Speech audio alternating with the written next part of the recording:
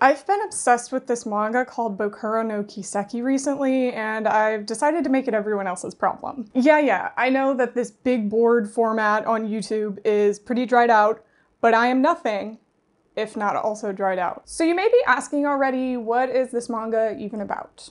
And I'm glad you did ask. You're so smart. But not smart enough to have already thought that that's what I was going to tell you anyway. Now I've hooked you, because just like men in my comments seem to think, negging works actually. Bokura no Kiseki is this reincarnation fantasy manga that runs in the josei magazine Comic Zero Sum. I know when I say reincarnation fantasy, some of you are probably like, oh god, not another isekai, but I promise you, this is not just an isekai. It's actually set more in the real world with a bunch of high school kids getting memories of their past lives and all that trauma, PTSD, and pain that comes with it. Doesn't that sound fun and exciting?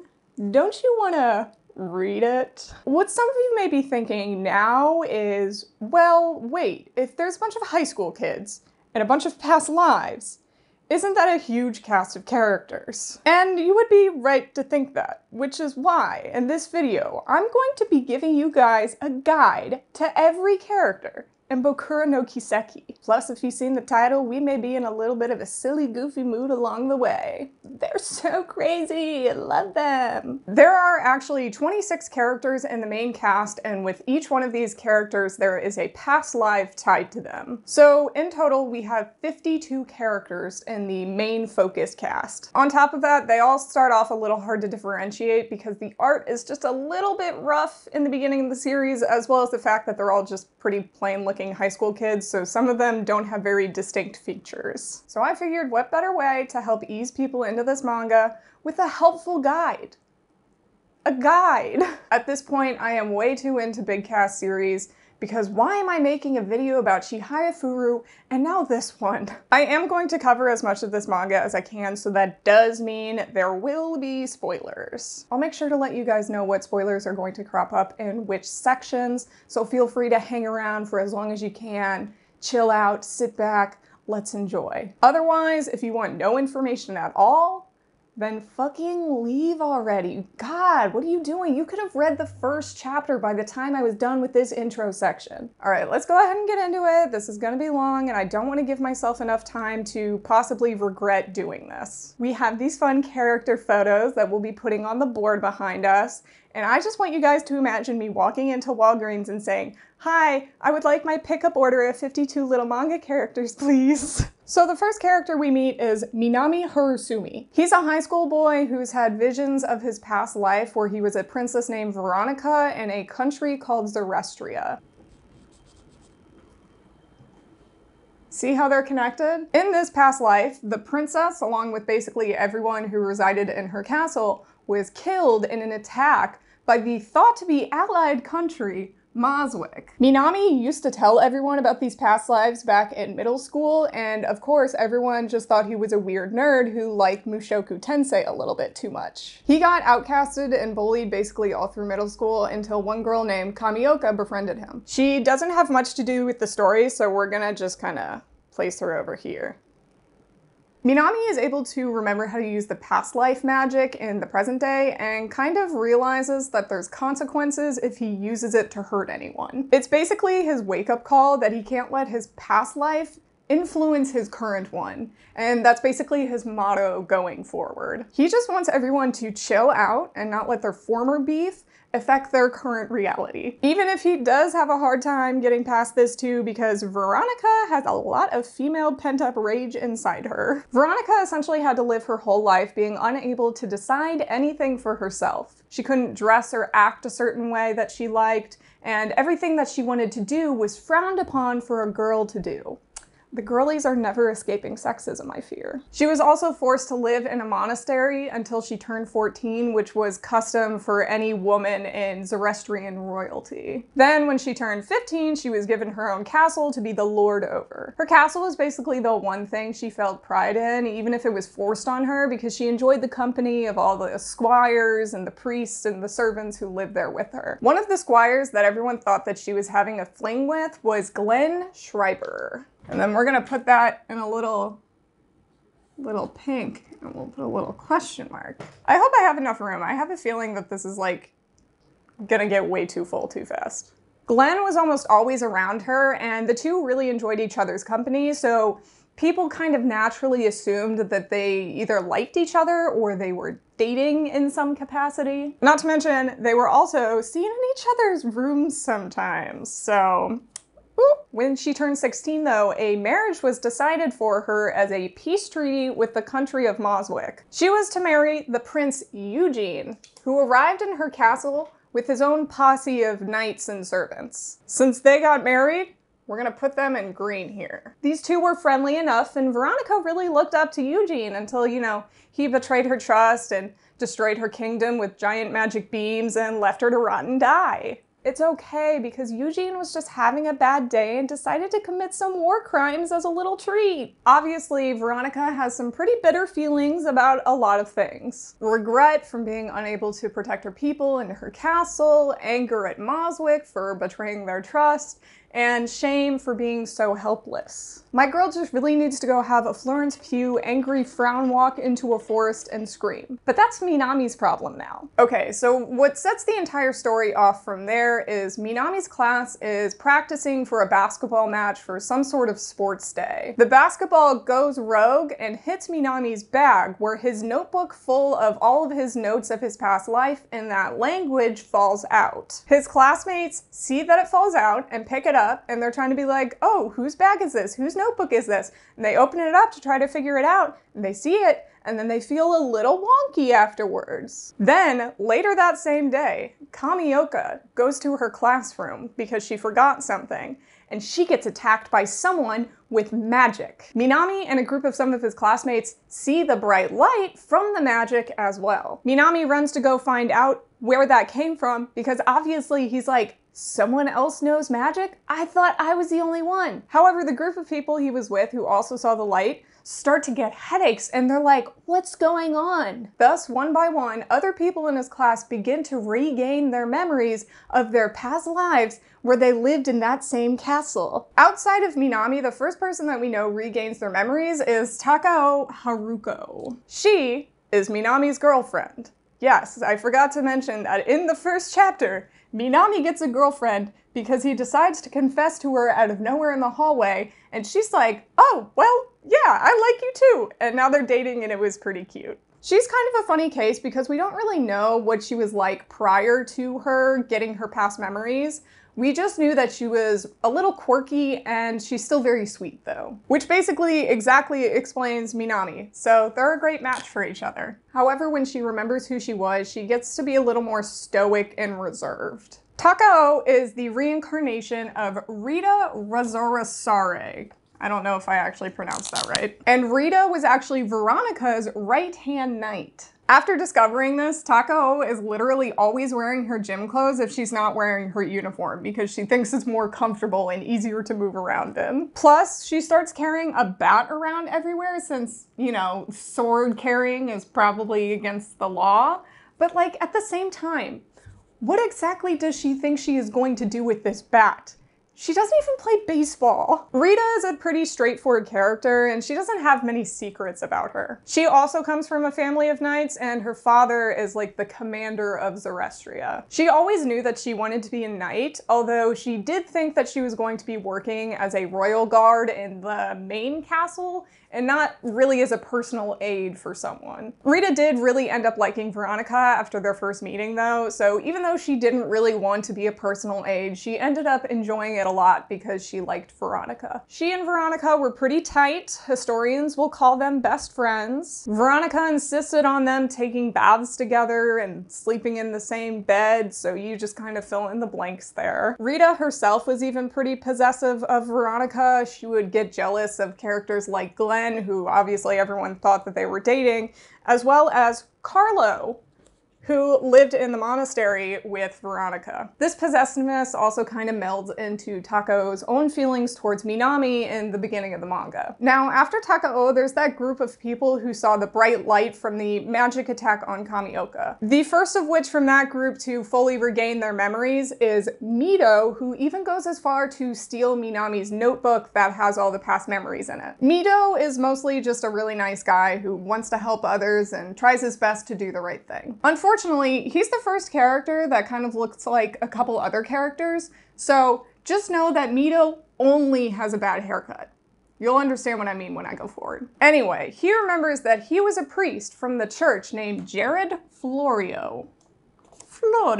Jared doesn't play a huge role in the plot entirely, but he does give us some early insight into the magic system and kind of like how the church plays into things. Mostly in that the church does absolute shit. Jared was one of the few priests that wanted to go help Veronica when her castle was getting attacked, and since the church is kind of like the libertarians of this universe, they do nothing and pretend it's the right thing to do. Jared is like, no way guys, I actually like these people and I'm gonna go help them. So he, along with another priest, Lili, ditch those losers and go to help the people in the castle like a decent person would. So the other thing that I said Jared helps give us insight into is the magic system, or like the spirits in this world, which the church deals with directly. Essentially, the magic is bestowed upon you after a ceremony is performed by the church where the spirits grant you certain kinds of magic powers. Even after that, these are capitalistic spirits, so they require a contract or some sort of bodily sacrifice to be able to perform the magic. That's like hair, nails, fresh blood, saliva, something along those lines. There's also this whole origin story of why magic is restricted in their world and how reincarnation was actually part of their beliefs. There was this Cain and Abel-like murder with magic where God was like, oh damn guys, I'm sorry, I really messed up, I shouldn't have given you magic. Well, it's too late, I already gave you magic. So you know what? I'll just let you reincarnate if someone kills you with magic, and that'll fix all the problems I've caused. Which is why this whole mess is now canonically God's fault. That's the basics for the magic system in this series for what we know now. I realized I put Lili a little bit too close because we need to make sure we put the reincarnation on the left side. That's how you guys know who the present day people are. Another person who regained their memories because of the light is Nishizono. She's another character who doesn't play a huge role in the overall story, but she is pretty relevant in the beginning. I like her character a lot because she brings some more positivity into this angst-ridden series,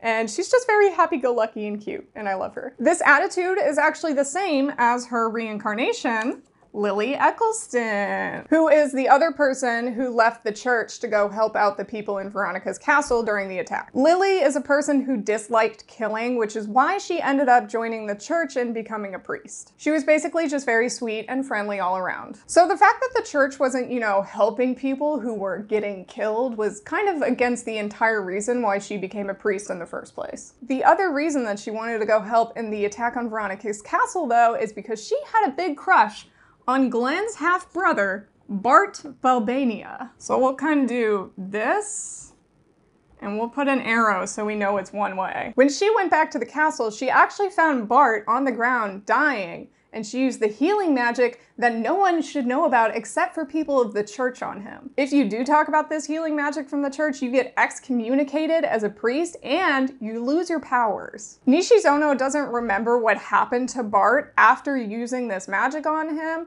but she does know that she doesn't have her powers anymore in the present day. It's barely even 10 a.m. and I had to turn on a lamp because the window light is already kind of losing out on me. So that is why it looks a little bit different already. Okay, so after these two, we have our little bit of a wild card characters, first of which is Hiroki, who is very outgoing and has been friends with Midou and this other guy named Motoi since they were in middle school. Hiroki is also our HLIC, head lesbian in charge. She collects the girls in the class like Pokemon with her charm. However, her carefree attitude can kind of lead her to seeming a little sus at times and you're not really sure what her deal is. It doesn't help that Hiroki also claims to be the reincarnation of Veronica right out the gate, which that was a fucking lie. Minami hears her say this and pretends that he has vague memories himself because he wants to find out why she's lying about pretending to have Veronica's memories. He eventually gets it out of her and she reveals that she was doing it to protect Veronica and she's actually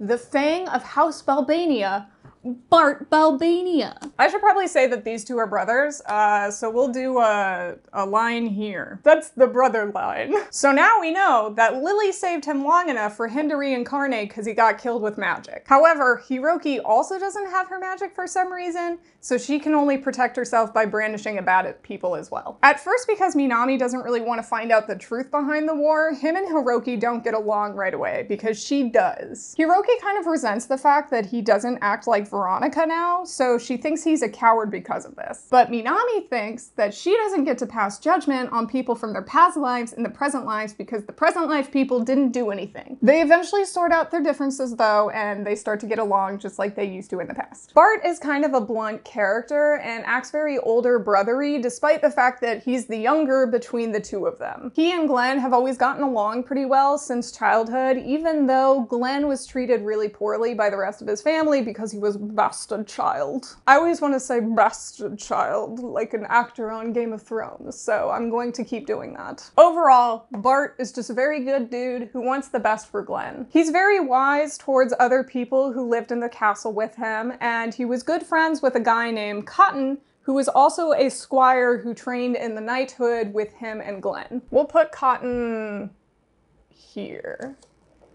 That's a cottony place to go. Bart did kind of always hate his family name because his older brother Dolgurg would be a little bitch to Glen, who he loved, obviously. Who names their kid Dolgurg, by the way? Because that's just like asking for your child to turn out to be a bully. Anyway, Dolgurg was also like that towards Glen's mom, since she was also staying in the castle and she was, you know, the side chick and the baby mama. At one point, he even was able to get Glen's mom and him thrown out onto the street for like a week until Bart's dad found out what happened and went to go get them. After Hiroki, we have my favorite little silly guy, Zeze, who is my adopted son now. He has vague memories of the past life, but he doesn't really remember who he was yet, and he also doesn't really want to. He's scared of his personality and his lifestyle changing after finding out who he is, so he just tries to stay out of everyone's business and mind his own. Zeze just wants to remain an unbothered and drama-free king. However, because he works at his uncle's karaoke place, he kind of unwillingly gets involved with the past life drama a lot,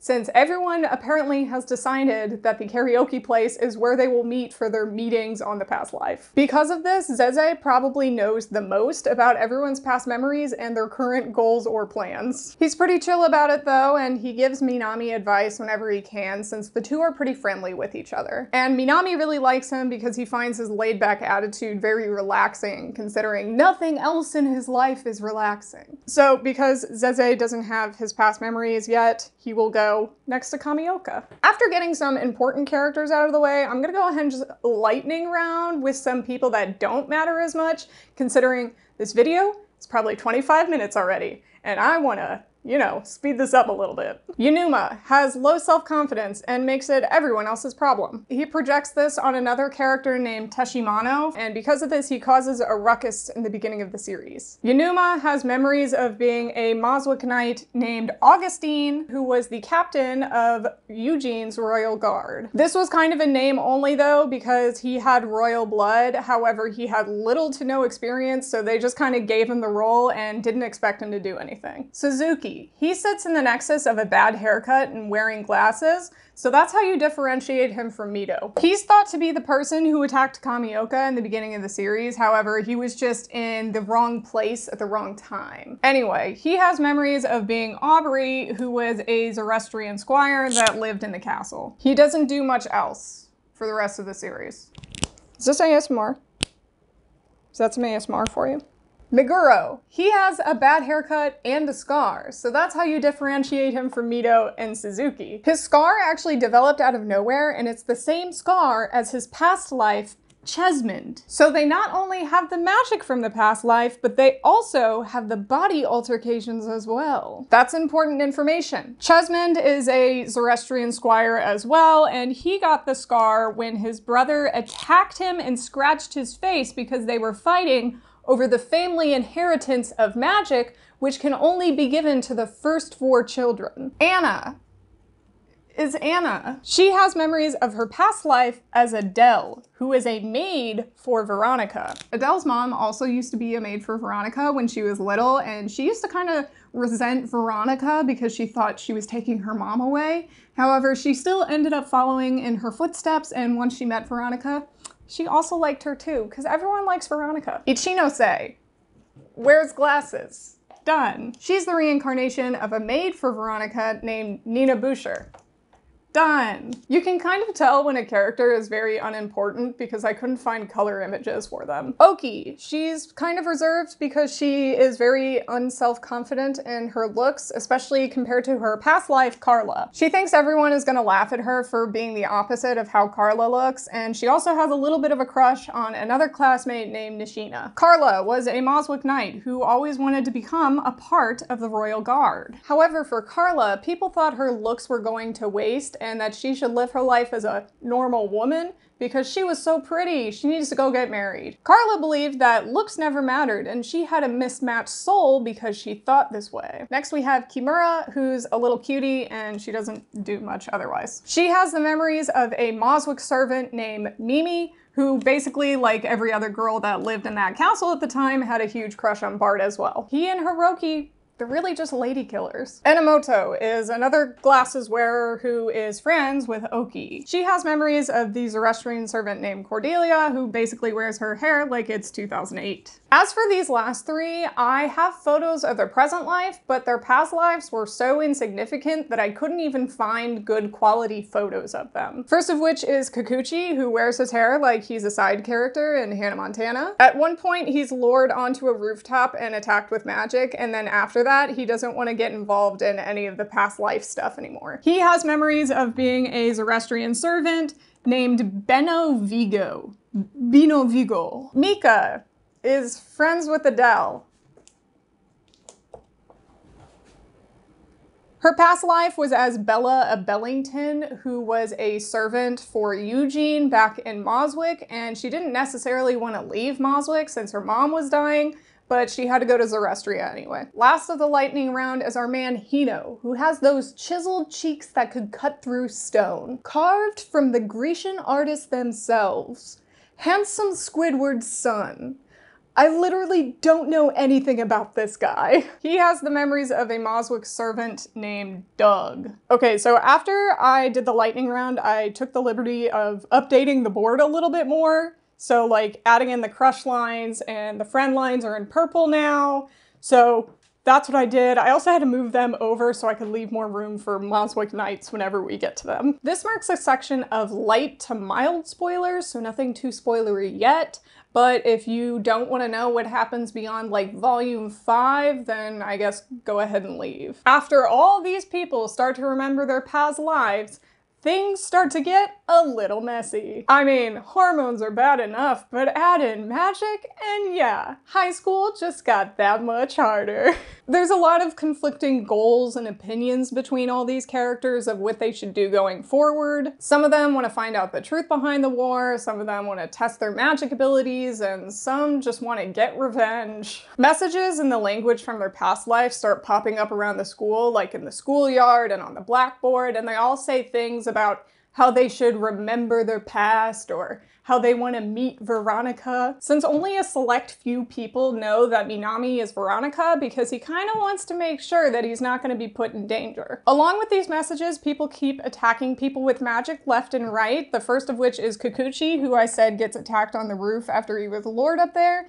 And then the other person was Nishina, who's not on this board yet, who almost got his arm blown off. There's a culprit afoot who's attacking everyone. But who? And for what reasons? Oh, I just realized I need to make sure that you guys know these two are friends. Okay, back to the people in the story that actually matter again. We'll start with Ootomo, who is a bit of a hard ass. He takes the past life stuff way too seriously, and he ends up being the leader for all of the meetings that they have on the past lives. After he regains his memories of being the priest Carlo, he constantly wants to stick to the rules of the past life, especially that of the church, which if I haven't made it clear yet, the church sucks. Ootomo regaining his memories is very helpful though, considering he's a more knowledgeable priest, which gives us more knowledge about the going-ons in the church. The first useful thing he does is identify the mark that was left behind on the magic attack on Kamioka as magic that only a priest could use. So now we know that one of these people could be pretending to not be a priest who is one, or one of these priests is lying about having not attacked Kamioka, or the priest Lucas, who's the only priest who hasn't shown himself yet, is the culprit behind all of this. Okay, so Carlo has actually known Veronica for a very long time since, like I said, the two of them grew up in the same monastery together. The two became quite close, even though they had very differing personalities, since Veronica was much more outgoing and bright, and like I said, Carlo was a hard ass. While Veronica usually questioned the teachings of the church on their stance on neutrality, Carlo was a very strict rule follower. If something was dying, he was not allowed to help out since it was against the laws of fate. This law apparently doesn't matter for priests though, since as we know, they have healing magic. Healing magic that they can only use on other priests. The first lesson that Carlo has to learn to become a full-fledged priest is if there's two people dying, and one of them is a priest, you take that priest somewhere in private, and you heal his wounds, and you leave the other person to their own devices. Because if that other person dies, well, it's the will of fate. Depending on how severe the wound of the priest is, like if they got stabbed through the heart and people in the town saw it, then that priest needs to change their name and leave town and pretend that they died. All to make sure that no one knows about their healing magic that only they can use. Carlo has to accept this rule to move up in the church, which he does since he does anything the church says, but despite this, he still ended up dying in Veronica's castle, which means he went to go back to help her and defying the laws of the church. Ootomo just doesn't really remember how or why or because or when or any of those details yet. Once again, it's barely even 11 o'clock and I'm losing so much light already.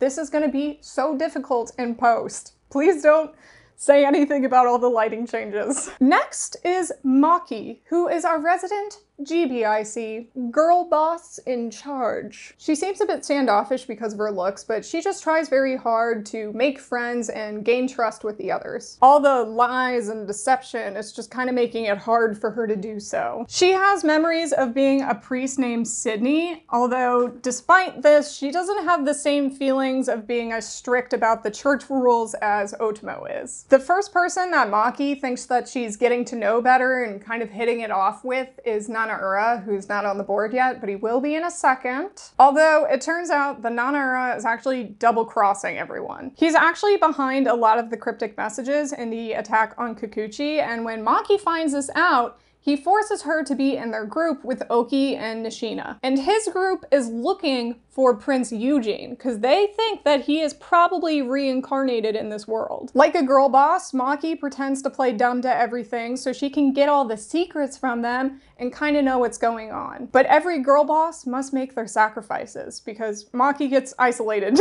because of this, and she's scared to talk to anyone in case they may also be double-crossing. Like a little sweetie though, she does it anyway because she wants to make sure that everyone is safe and no one gets hurt. Maki actually plays a much larger role in the series than her past life Sydney, who was a priest, does. Sydney's backstory was mostly that she was just a very reserved person because of her harsh childhood, where she had to take care of her siblings in the bitter cold when they had no food or anything left and their mom ran away from them, and she had to huddle them for warmth and make sure that they didn't die. And then when she got through that, she was like, you know, I'll become a priest. When the attack on Veronica's castle came, Maki actually remembers that Sydney followed Carlo because he left first to go back to Veronica's castle to go help out. All right, so we have our HLIC, our GBIC, and now we need to get to our SHIC.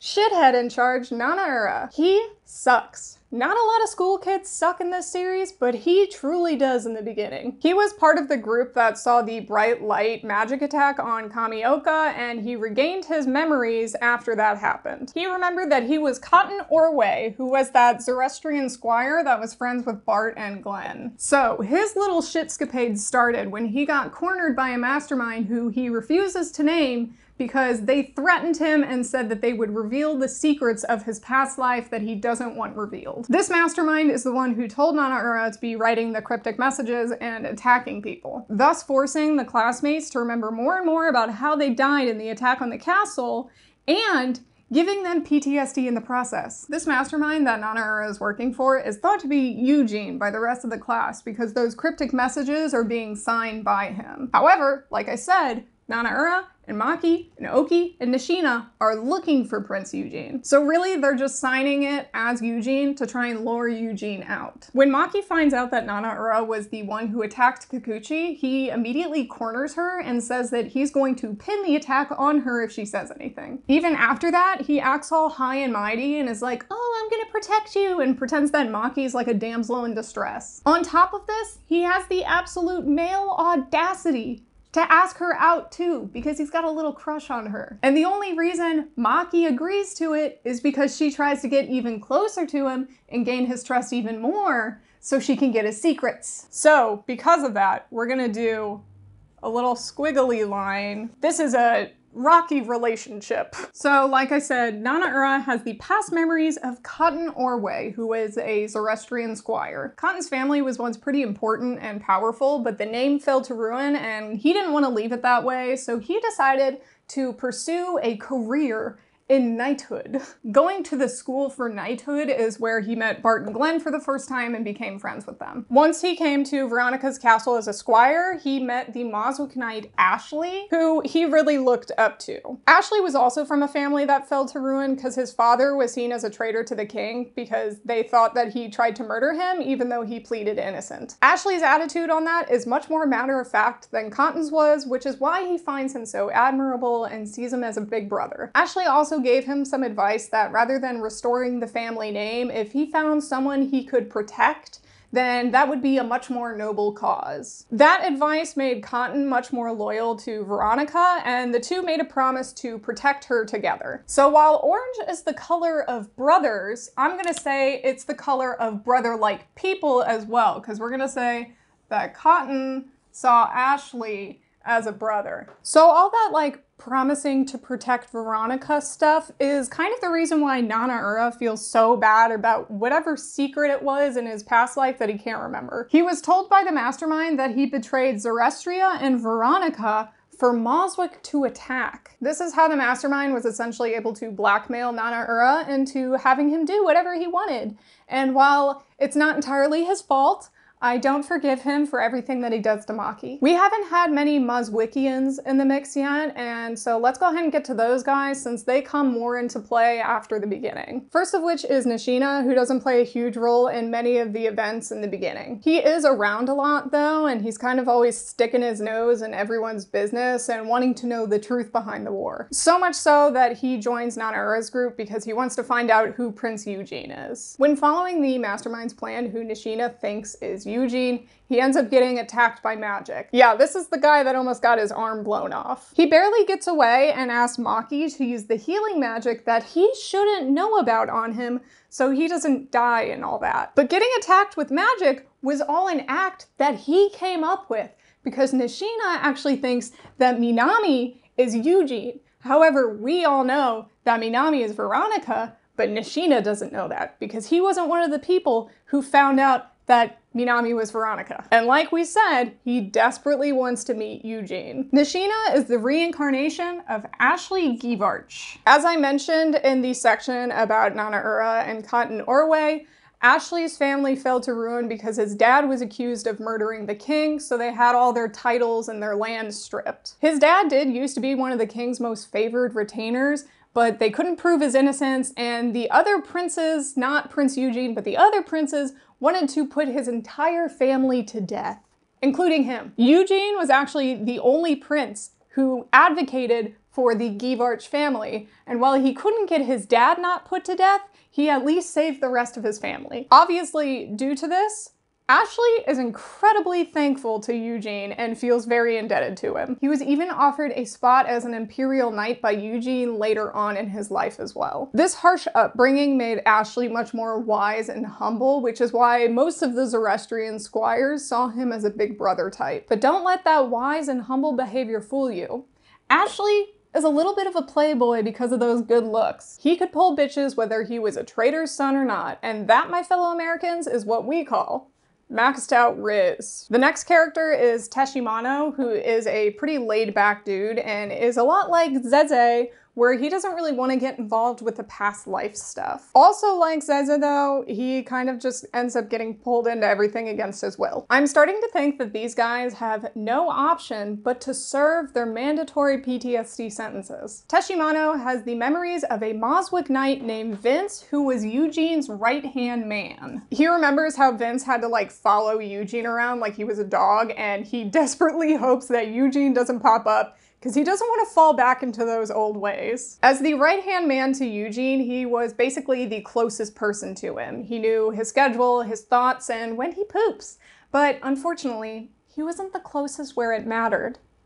The heart. Which makes Vince think that he was probably nothing more than a dog to Eugene. Even after Vince reincarnates as Teshimano, he still complains about Eugene. So Eugene is essentially like his part-time manager at a food chain that he just has to come home and talk shit about for hours on end. Jason. During the final moments of the war though, all that pent-up frustration against Eugene makes Vince turn against him. He ends up dying in a stone-walled room while he watches Veronica defend him and Glen against Lucas and Eugene. So what's going on there? All right, so we are now on story update number 3, which means going forward, there are going to be heavy spoilers and plot twists galore. Sorry, I'm really hot. I need to get this hair off my neck because I'm getting so hot right now. Up until now, the main objective of this series was to find out the truth behind the war while also trying to maintain their normal lives as much as possible. But as we know, they've been pretty shit at that so far, considering they keep attacking people with magic.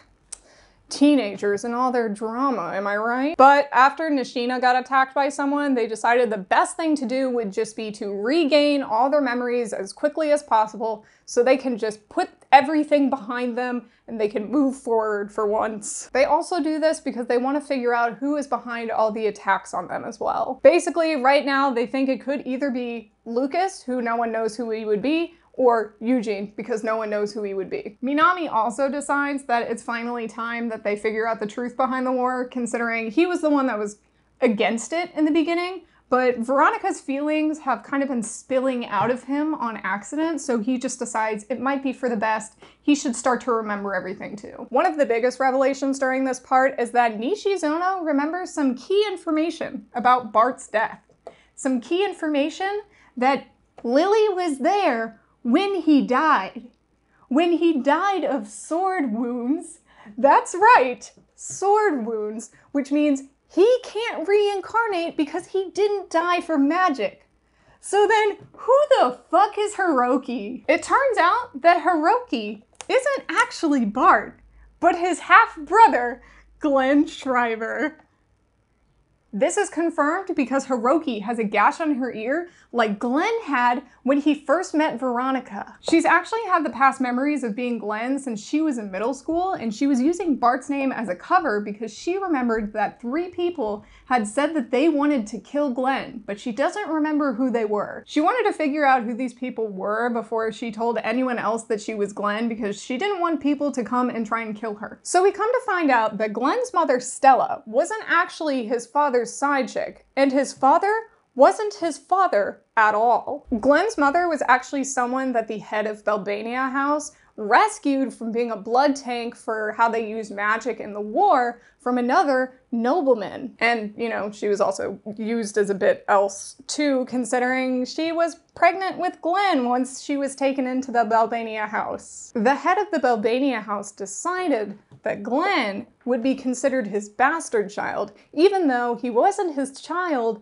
at all. So Glen's troubles living in the Belbania house were put on him just by the older brothers because they didn't know the whole situation. And once he found out that he wasn't even part of the Belbania family at all, he realized that his life would never be his own. He really couldn't be or do anything that he wanted, which Does that sound familiar to another person in royalty? His brothers had like the ability to kick him out of the house whenever they want, and he lived on the streets for a week, like I said. They also sent him to the front lines at one point during the war, and he was only like 10 years old. This is why when Glen meets Veronica for the first time, he kind of thinks that Veronica is going to be the exact same way to him as his brothers were. And as soon as Veronica finds out that she made a mistake and made Glen think that she was actually that way, she apologized immediately, and that's when Glen fell in love. He even tells Rida in some of their last moments that he's in love with Veronica, even though maybe she doesn't feel the same way about him, he just can't give up on her.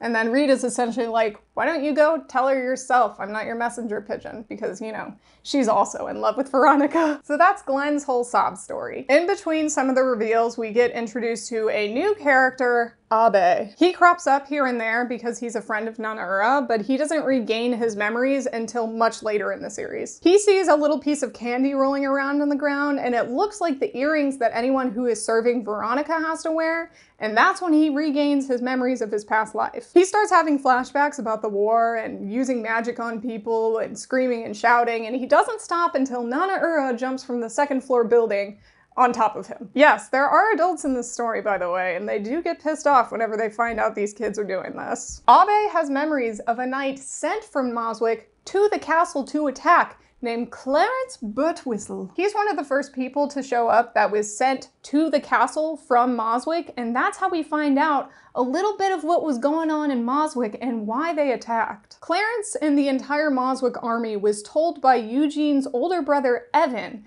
that Veronica was harboring a powerful magic that she could not have because she was evil and she would use it for bad things. So Evan is essentially like, if Moswick can't stop her, then no one can. This is for a just cause. Obviously, that just cause was just a lie to boost morale for the soldiers and make them feel like they were doing noble things. The plan for the soldiers was storm the castle, take earrings from anyone who was serving Veronica, and then secure Veronica and take her to the safe space. This is that stone-walled room that Vince remembered being in when he died. All at the same time, Eugene was meant to use the forbidden magic to attack the castle once everything was secure and Veronica was in the safe space. The only problem is that something wasn't exactly going as planned, since Clarence and Moswick knights like him weren't supposed to die in the magic attack on the castle. So what was Eugene cooking? Another key player who was introduced early, but she didn't really talk at all, so it's not really worth mentioning her until now, is Yamada. She was one of the priests who regained their memories in the beginning, named Patty. Yamada is about as blunt and strict to the rules as Ootomo was as well. Almost even more so now, because she refused to talk to anyone and started distancing herself from her friends like Maki. She does tell us that the church is heavily involved in the attack on the castle though, and that she and Carlo and Lucas were one of the few priests who lived in Veronica's castle that knew about it. Patty's knowledge about what was supposed to happen during the attack on Veronica's castle clears up a lot more information that we haven't learned yet. She tells us that Moswick wanted the power that is hidden under Veronica's castle for themselves, and that is why they sent the soldiers in. Also, I kind of haven't called it this because we haven't really gotten into the war at all, but they start calling it the Pillar of Light magic, so I'm gonna start calling it the Pillar of Light magic as well. Patty also knew that they were meant to steal the Pillar of Light magic from Veronica and take Eugene and Veronica back to Moswick, and it was absolutely vital that they do so, since Veronica was a key component into using the Pillar of Light magic. Once Yamada remembers that Veronica is like a key component to using the magic, she's like, I need to kill Minami, because what if he knows how to use the magic? And so then she pulls a knife out on the guy. She's going to jail. But before she can kill Minami, she actually remembers that it was Veronica's blood that activates the magic, so if she stabs him, she'll actually activate the magic. So Minami is saved. This manga is so fucking good, guys. During this time, Zeze has slowly but surely been regaining some of his memories. One thing he remembers is he must have been around Veronica a lot because she pops up a lot in his vague memories. He also remembers that he has some brothers and carries around a sword, which I guess is nothing too specific yet.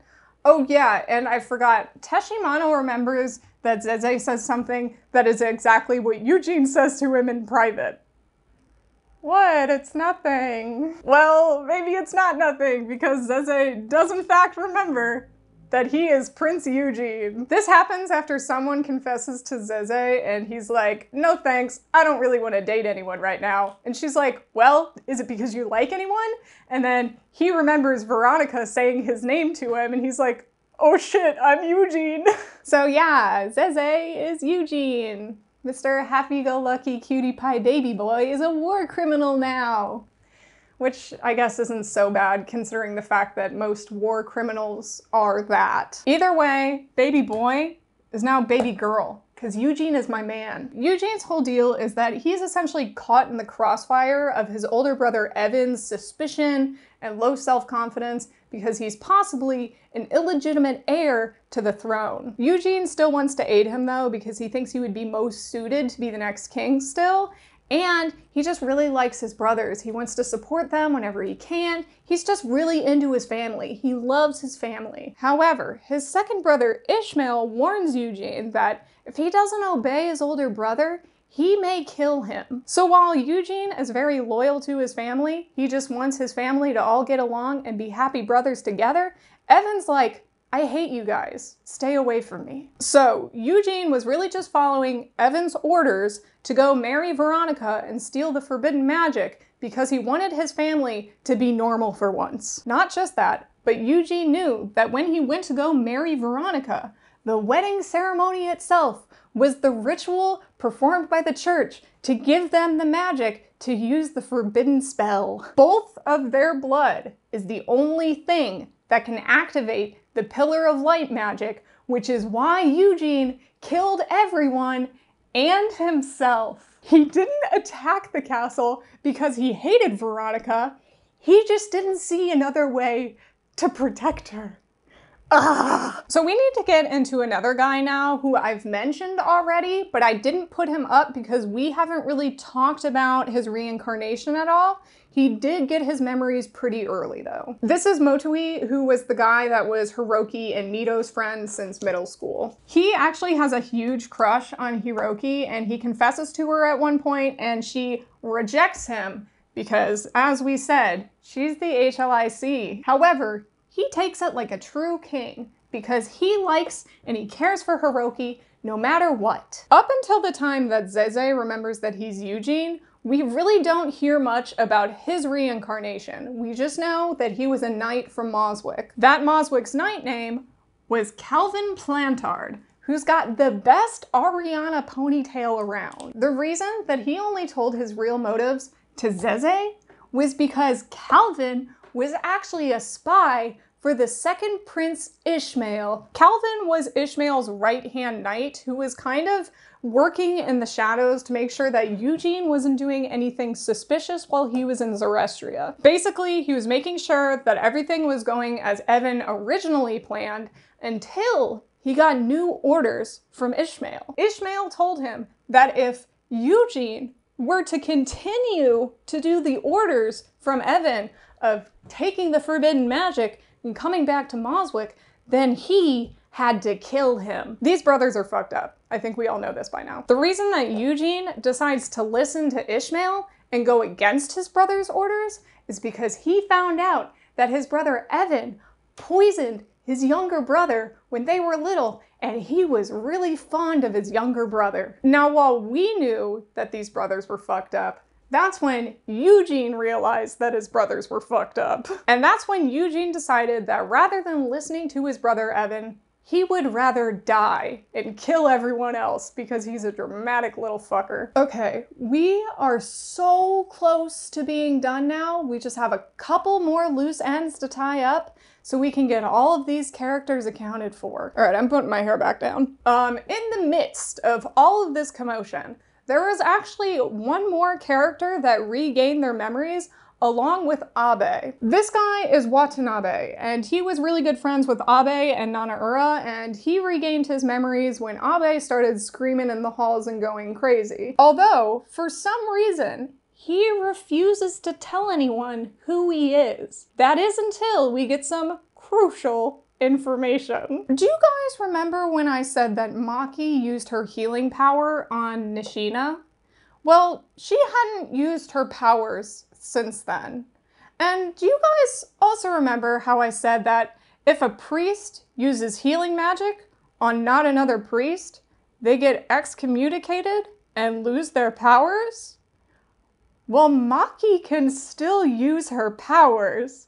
So who the fuck is Nishina? Once Nishina's identity comes into question, that's when Watanabe steps forward. He's actually Ashley Givarch. But Watanabe only kept quiet about it because he was confused. He thought maybe his own memories were fake and that Nishina may not actually be lying. His identity as Ashley can actually be proven too because Minami remembers that Veronica and Ashley had a private conversation that no one else would know about, which proves that Watanabe is actually Ashley, which begs the question once again, who the fuck is Nishina? Well, process of elimination on this board kind of gives us the answer. Nishina has been Lucas the shitty priest the whole time. I'm gonna move both of them over here. The most we knew about Lucas this whole time is that he was a little shit stirrer and he lived for the drama. He was gossiping with other squires from Moswick and Zerestria saying, hey, did you guys know that like Glen and Veronica may have been in love with each other? But once we find out that Nishina is Lucas, we start to find out a bit more about him. Or should I say, her. Lucas is actually Veronica's half-sister. She was the illegitimate child of the king who was sequestered away and had to live in the slums for basically all of her life. That is until the church ended up finding her, and they were like, well, we'll bring you into the church and we won't say anything about your identity, so come and work for us. And that's when Lucas found out that the world fucking sucks. Lucas finds out that her mom was not actually her real mom, and that her real mom was killed with magic, and that magic is essentially just used for murder in this world. The church is evil, she lived for nothing, everything sucks. So why not just try to become the highest power in the church and burn everything to the ground? This is why Lucas decided to join the church and disguise herself as a guy for the rest of her life. Being a guy was the only way that you could become the highest power in the church, because the girlies are never escaping sexism. Lucas essentially did this because she wanted a direct line to the spirits so she could personally destroy them. And if the spirits were destroyed, then magic in that world would no longer exist. Nishina, in turn, is trying to do this same thing for the entirety of the story. However, he's got spirits inside his head that are watching his every move. And if he doesn't obey their will, they'll kill him. And last but not least, there's someone that Nishina is afraid of, but he's not sure who exactly they are yet. And with that, we are finally caught up on every character of Bokura no Kiseki. I'm gonna go jump out of my window now, I'm kidding. But oh my gosh, this was so much for probably only the 5 people that are gonna watch this, since no one really knows what this manga is. Oh shit, I actually forgot something. So I didn't mention, but Nishina was the mastermind the whole time. I don't know if that came across, but he's the one who was controlling Nanaura, and he was the one who was kind of telling him what to do and telling him to attack people. Okay, so that is the last thing before... Actually, no, shit. I forgot. I lied to you guys in the beginning of the video. You remember how I said there was 3 characters who were so unimportant in their past lives that I don't have any quality photos of them? Well, I actually have a photo of one of them that I've been holding out on you guys. But the problem is, no one knows what the fuck he looks like. That's right, Kikuchi, who has the memories of Benno Vigo, is a fucking rat. We don't know who he is. Who the fuck is this guy? And he is who Nishina is fucking scared of. I love this manga so much. Please read Bokura no Kiseki. It's so good. It's so good. Ah. And with that, my lies are all out of the way, and these are all the characters that are currently the main focus of Bokura no Kiseki. I hope this insane guide helped anyone out who maybe wanted to read this series, and even if you don't want to read it, I hope you enjoyed my insane rambles, because this was very fun. This manga is so fucking good, and I could probably talk about it for 5 more hours since I didn't even get into the plot or the character dynamics or the character developments, but I probably won't do that since this series is not licensed yet. Even though I did say that I was spoiling a lot of things, I was mostly just spoiling like plot twists about character reveals, so even though I've spoiled some things, I haven't spoiled everything because there's a lot about the plot that I had to leave out because it wasn't entirely relevant to the characters on the board. So even with everything I have put on the board and however long this video turns out, there's still more to learn when you read the manga. Someone license Bokura no Kiseki, please.